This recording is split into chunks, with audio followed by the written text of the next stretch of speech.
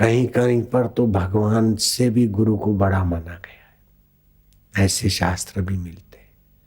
भगवान ने तो कर्म बंधन से शरीर दिया और गुरु हमारा कर्म बंधन काट देते।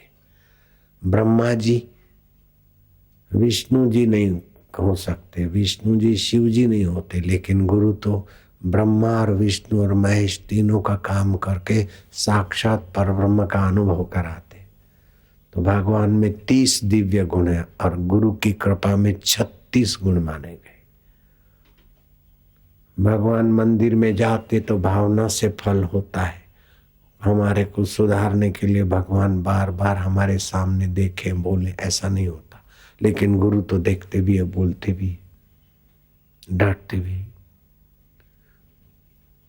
मैं तो भगवान को मानता था, लेकिन गुरु जी भगवान ने गुरु मिला दिए। जब गुरु मिल गए तो फिर गुरु ब्रह्मा गुरु विष्णु गुरुदेवो महेश्वरा। ब्रह्मा सृष्टि पैदा करते, ऐसे मेरे अंदर में सत्संस्कार पैदा करने वाले गुरु मेरे ब्रह्मा है।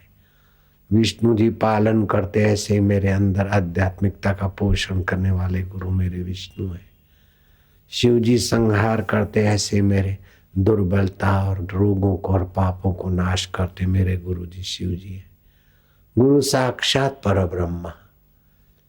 मंत्र दीक्षा के बाद तो गुरु साक्षात हमारे साथ रहते। हम अच्छा काम करते, गुरु के चित्र को देखेंगे तो गुरु प्रसन्न हंसते हुए दिखेंगे।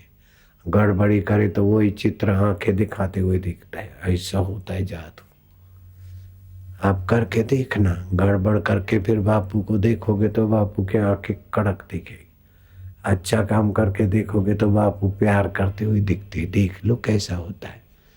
सिम कार्ड आने से हाँ मोबाइल सैटेलाइट से जुड़ जाता है, ऐसे गुरु मंत्र आने से शिष्य गुरु और भगवान के साथ जुड़ जाता है, उसको पता ही नहीं होता।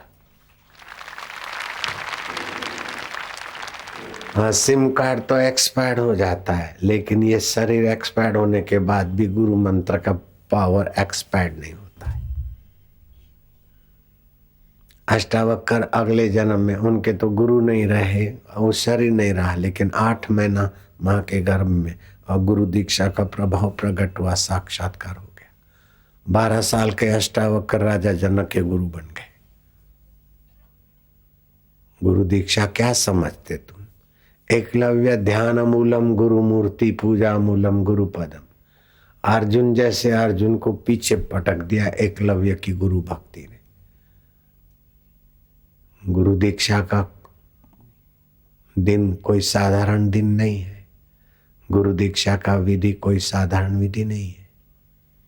हमको कोई जरूरत नहीं, इसलिए ऐसे दे देते। नहीं तो कोई कहीं तो दीक्षा देते समय एक एक बाल नोचो, जैन धर्म में होता है। गुरु दीक्षा लेते फिर नंगे पैर की यात्रा करो, अथवा गुरु जी के लिए ये करना ये करना ये करना। मेरे को जरूरत ही नहीं है और तुमको परीक्षा लेके दीक्षा देना, इससे तो दीक्षा लेके पावरफुल बनना चालू हो जाता है। बोले दारू छोड़ो, मांस छोड़ो, बुराई छोड़ो, फिर गुरु के पास आओ।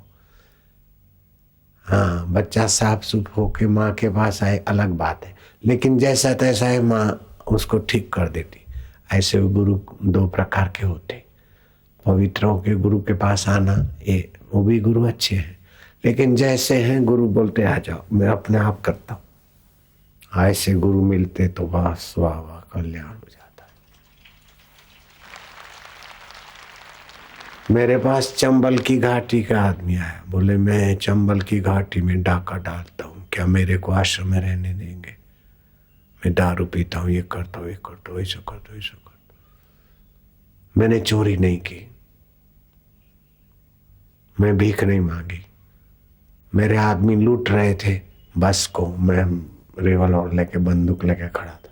एक सरदार ने मेरे को बोला, आदमियों को बोलो हमको मारे नहीं, यह अटैची भरी हुई है पैसों की, तुम ले लो। मैं उसका पैसा नहीं लिया, उसको मैंने खुद मारा खूब अच्छी तरह से, फिर पैसा लिया। मुफ्त का नहीं खाते। ऐसे पागल लोग भी मेरे पास आके सुधर गए। देखो बोले हमने खुद मरम्मत किया सरदार की, फिर अटैची लिया। हम मुफ्त का नहीं खाते, भीख नहीं मांगते। चंबल की घाटी में धंधा करते। फिर इधर कैसे आ गया? बोले पुस्तक पढ़ा तुम्हारा ईश्वर की ओर, फिर ये धंधा अच्छा नहीं लगा। डालू राम उसका नाम था। ऐसा भागे तो क्या आपका स्कूटर मोबाइल ही हो, अपना मोपेड क्या भागे, ऐसा दौड़ने में तेज, बड़ा निशानबाज आदमी, पतला डोला। ऐसे लोग भी मेरे आश्रम में रहते। अब वो बूढ़ा होके मर गया, लेकिन रहा 12-15 साल। बाद में उसने नहीं किया धंधा, मजूरी करके खाता था। डाका डालने का धंधा नहीं किया दीक्षा के बाद। ऐसे लोग बदलते नहीं, क्रिमिनल लोग तो एकदम बदलते। तो कहाँ तो चंबल घाटी का और कहाँ अटल बिहारी आए, बोले निराश हो गए मेरे निवास पर। हमें कहा चलो सत्संग में। सत्संग में 1.25 घंटे बैठे, फिर फूलहार करने आए। मैं क्या XPM 2 मिनट बताएंगे कुछ वचन। बोले भाइयों और बहनों, मैं पहले बापूजी का दर्शन सत्संग पानीपत में किया था। बापूजी कुटिया में चले गए शाम को। मैं उनके दर्शन और सत्संग से लाभान्वित होना चाहता था। मुझे बापूजी ने बुलाया। जो 2 शब्द कहे अभी भी मेरे को याद है। उज्जैन में बापूजी का कार्यक्रम था, मैं जाना चाहता था, लेकिन बोलते ने दाने दाने पर लिखा होता है खाने वाले का नाम। ऐसे ही सत्संग में भी जाना बिना पुण्य के नहीं जा सकता आदमी। अब यहाँ मैं पहुंचा हूं, इस जन्म में कोई मेरा पुण्य है ये तो मेरे को पता नहीं, लेकिन अगले जन्म का जरूर पुण्य होगा। पिछले अधिवेशन में और 13 दिन की राजनीति में निराशा सी आ गई थी, लेकिन सत्संग मिला, बड़ा बल मिला है। बापू श्वास लो लो लो लो, रोक दो। श्वास रुका रहे, लेटरिन जाने की जगह को संकोड़ लो, पेट को अंदर कर दो, ठोडी को छाती के तरह दबोच के बैठे रहो। थोड़ा कठिन लगेगा, लेकिन बहुत फायदा होता है इससे। 25 सेकंड हो गया है। आपको 1-1.25 मिनट तक ये बड़ी महा तपस्या करना है। इसका महान फल है, इसीलिए महान तपस्या बोलता हूं इसको।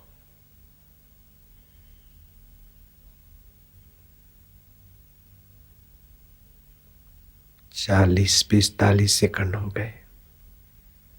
योनि को सकोड़ के पेट को अंदर, ठोडी को छाती की तरफ, त्रिबंध करके बैठे रहो। 1 मिनट हो गया है, रोके रखो। जब तक शरीर में कंपन ना हो, पसीना ना छूटे, ओवर ना लगे, तब तक रोके रखो। 1 मिनट, 1.25 मिनट, 1 मिनट 20 सेकंड, जैसा भी ठीक लगे, तुम्हारी मर्जी हो।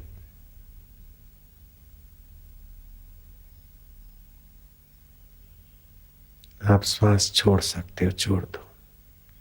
1 मिनट 20 सेकंड हो गया, 25।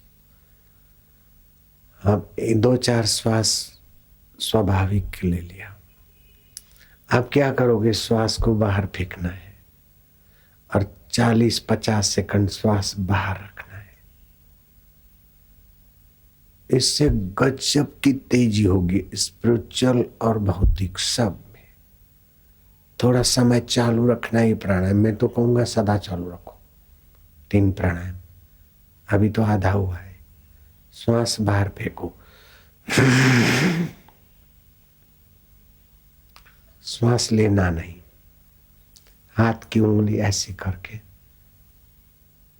घुटनों पे हाथ, योनि को सकोड़ लेना। मूल बंद, पेट को अंदर, उड़ियान बंद बोलते, ठोडी को छाती के तरफ, जल अंदर बंद। 25 सेकंड हो गए, रोके रखना। थोड़ी कठिनाई लगे, जरा दम घुटे, अच्छा है, बीमारी और पाप निकलेंगे।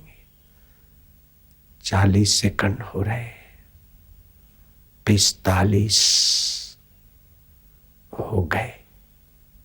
अब तुम्हारी मर्जी की।